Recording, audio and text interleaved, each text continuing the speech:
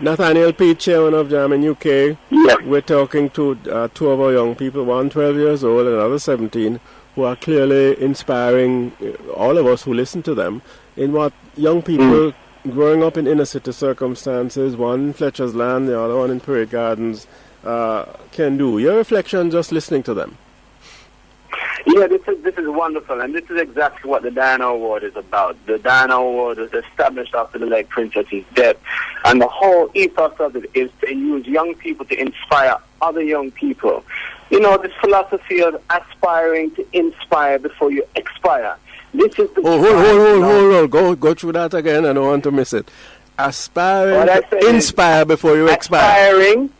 That's right, exactly. Aspire to inspire before you expire. Okay. Now the thing is, the late princess, her to establish the legacy of the late princess, her belief in the power to change of young people to change the world. This is exactly the type of young people that, despite the circumstances, despite the limitations, despite the crime and violence in the community, despite the negative influences, they still rise above it, and they are successful within their field, within what they do. They're successful, and it's these young people that we must champion, and these young people that we must award, so that the people in the community, so that the people within the international community can see that Jamaican young people are not just gangbangers, they're not just involved in drugs, but we have inspirational youth that aspire to achieve great success. I mean, Alex's ambition to become an engineer is fantastic, and we really thank UTech University for allowing this to happen. Our end on this side, we connected via Jacki Knight-Campbell, who has been trying to drive up the Olympic focus on UTech and helping money to go back into the university. We linked into Asafo Powell to get him the International Diana Award ambassador role, and now we have got the very first two young people. And we thank UTech for giving the scholarship, and each Diana Award holder will get a scholarship. It's a perfect opportunity for businesses to jump on board with this, as businesses can support the charity's work as we begin to develop programs on the ground in Jamaica, so that we can assist young people to achieve their born greatness and achieve success. So it's an appeal really to businesses to, tap into this, think about how they can sponsor and get involved in the Diana Award, which will give them an international exposure. And on a greater level, it will help young people to be recognized and give them inspiration through other young people. We're talking to Chrisyln Winter, who is a recipient of the International Diana Award, Alex Newman, also a recipient of the International Diana Award, and Nathaniel Peat, chairman of JamIn UK. Interesting conversation, certainly I think so, with three young persons, Chrisyln, who is from Parade Gardens, Alex, who is from Fletcher's Land, and Nathaniel Peat, who is chairman of JamIn UK. Chrisyln, for your very hard work and the success that you scored in GSAT, yes. I'm still marveling at that 96% in maths.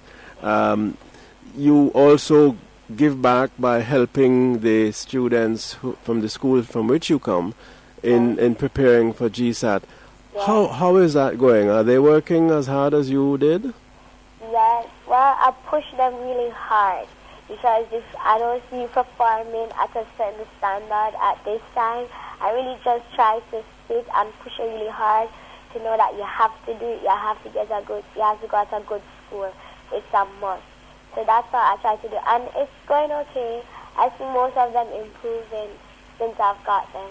How you manage to get them to not want to watch television and cartoons and stuff like that? Well, I don't know how I get them not to do it. I'm always over their back and saying, do your work, stop doing and that. they don't push you around and say, leave me, I really want to watch some cartoons. Yep. No, some of them, but I give them breaks when they're supposed to watch TV and stuff. Like on Fridays, after school you kind of be stressed and you're tired, so I just give them free time. And you are 12 years old? Yes, I'm so. You're also going into, you're not Immaculate, are you? Yes. How are you finding Immaculate? Tell us about that.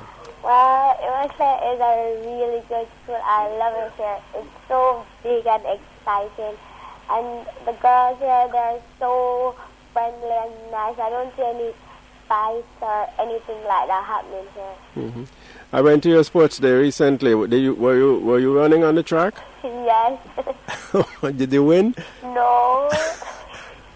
But you haven't been disappointed. You're going to press on nevertheless. Yes.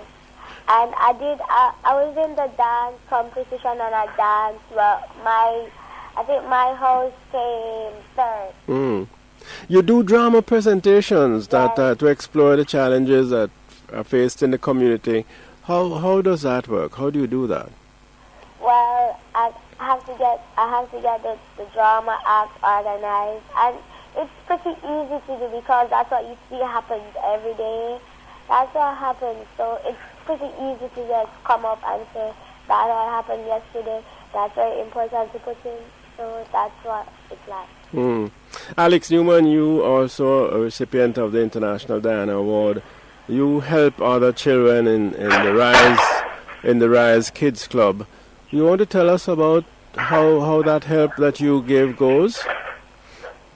Alex? Yeah. Tell us about the help that you're giving to the Kids Club. Okay. Well,